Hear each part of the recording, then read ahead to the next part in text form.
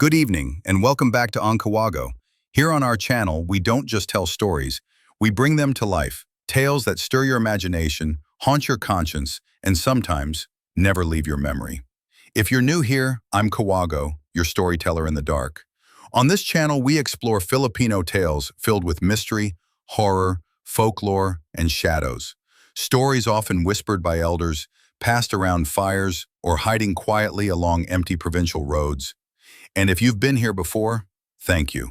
Every view, every comment, and every moment you spend listening keeps this channel alive. Because here at Ang Kuwago, no story is too small and no nightmare is too far. Every tale has a voice. Every secret wants to be heard. Tonight, join me on a journey down a long, quiet highway through Bukidnon to a place where guilt takes form and where silence hides something watching. A cow standing by the side of the road with three eyes. Before we begin, make yourself comfortable. Dim the lights. Let the world grow quiet, because sometimes the darkest monsters aren't spirits or demons, but the things we keep buried inside ourselves. This is the story of Elmer. This is Tatlong Mata. The road to Bukidnon always held a strange stillness, like the kind that came right before a storm, or after someone had just been buried. For Elmer, it was a road he had driven on more times than he could count. A long, straight, almost sacred path through Mindanao's mountain ranges, flanked by endless trees, tall grass, and the occasional stretch of farmland. He knew every curve, every bump, every blind turn, and yet no matter how many times he traveled it, the road never truly felt familiar. It was too quiet, the kind of quiet that pressed against your eardrums, like it was trying to listen to your thoughts. He had just passed the checkpoint at Impasugong. The sky was dimming, washed in the last fading gold of the sun as it slid behind the distant hills. The air was thin and cold, and the scent of pine hung heavy. His car was old, a 2005 Toyota Corolla, with a few dents and a slightly misaligned steering wheel. But it was reliable, and it was all he needed for these long, solitary drives back to Valencia to check on his aging mother. Elmer preferred to drive alone. It gave him space to think, or at least pretend he was thinking about something other than what always gnawed at the back of his head. The radio signal was always lost by the time he reached the highlands, so he filled the silence with old USB playlists, mostly Kundiman, some Eraserheads. But this time, the silence was complete. He didn't plug anything in. No distractions, he just drove. Then he saw it, the same thing he had been seeing for the last few months. A cow. It was standing on the side of the road, unmoving, staring. Its posture was unnatural, too rigid, almost like it was posing. It had dull, cracked horns and mangy, light brown fur that looked more like worn-out rope than hair. Its face was narrow, drawn, its eyes wide and glassy. But what always made Elmer's stomach turn, what made him grip the steering wheel tighter every time, was the third eye, dead center on its forehead, wide open, staring. Every time he passed it, a cold wave rushed down his spine. It wasn't just the look of the animal, it was the feeling, that sensation that something had recognized him. Not just looked, not just watched, but recognized. At first, he thought he was just tired. Maybe the mind played tricks on the eyes when it was late and you were alone on a winding road. But the sightings became more frequent. Always the same cow, always at the same spot, near the old baleta tree at kilometer 68. And each time the cow seemed closer. He never told anyone, not his mother, not his office mates in CDO, not even his friends, the few he still spoke to, especially not Franco. He hadn't spoken to Franco in years, not since that night.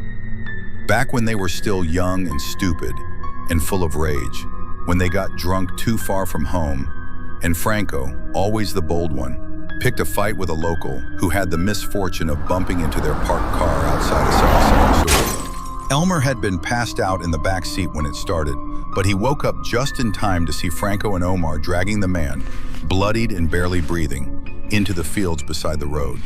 Elmer remembered the sound of the crowbar, dull and wet. He remembered Basti's silence, Omar's shaking hands, Franco's grin. He remembered doing nothing. Franco made them swear, Told them they were all drunk, that the man had attacked first, that it was his life or ours. Elmer wanted to believe that, but he also remembered the man's face, the way he had begged, the way his voice had cracked when he screamed for help. The next morning, the sun rose and they went on with their lives. No police came, no body was ever found, no one ever talked about it again. But the guilt stayed. And now, the cow. Elmer hadn't slept well in weeks. Every night he dreamt of hooves on gravel, of bloodied teeth, of that third eye, always open, always staring. It wasn't just watching him, it was inside him, growing like rot. On his latest drive home, the feeling was worse than ever. The sky had turned steel gray, and fog clung to the edges of the road like curtains pulled too close. He passed kilometer 68 slowly, hands white on the steering wheel. The cow was there. But it wasn't on the shoulder anymore. It was standing directly in the middle of the road. Elmer's breath caught. He slammed on the brakes and the car jolted to a stop, tires skidding. The cow didn't move. Its three eyes were locked onto him. For the first time, Elmer felt something different. Not fear, not quite. It was familiarity, like he had seen this before. Like he had seen it before, not just the creature, but what it represented. Something buried, something rotten. Slowly, like a man under a spell, he opened the door and stepped out. The air was freezing, the fog thick, the world was silent. He took one step, then another. The cow remained still, but its eyes burned through him. The middle eye was the worst. It looked human, wet, blinking. He took a deep breath and whispered, "What are you?" The cow didn't answer. It didn't have to, because in the next second, it smiled. Its mouth stretched unnaturally, cracking skin at the corners, revealing rows of sharp, uneven teeth. And then it let out a scream. Not a moo, not a growl, a scream deep and hollow and full of anguish. A scream of a man being unalived over and over again. Elmer stumbled back, his mind unraveling, and then the cow lunged. When Elmer opened his eyes, everything was white. Fluorescent lights, a sharp smell of alcohol, blurry faces above him. He was on the ground. His car was wrecked, crumpled against a post. Blood pooled beneath his head. People surrounded him. Drivers who had stopped, a community police, someone calling for an ambulance. But Elmer didn't feel pain. He felt fear. He began screaming. I know what happened. People tried to calm him, but he was thrashing now. I saw what they did. Three eyes. His eyes were wild, darting left and right, looking for something, or someone. His shirt was torn, hands covered in scratches. He began sobbing. I didn't speak up. It was my fault too. I saw it, I know. Three eyes. I didn't speak up. They sedated him. The doctor said he had no major injuries. But something in his brain had broken. Trauma, they said. Maybe something triggered a memory. Maybe he had been keeping something down for too long. They put him in a white room in Malay. No mirrors, no windows, just a bed, a chair, and silence. But every night, the nurses hear him whisper the same thing to the walls. I still see him. He won't leave. He won't leave.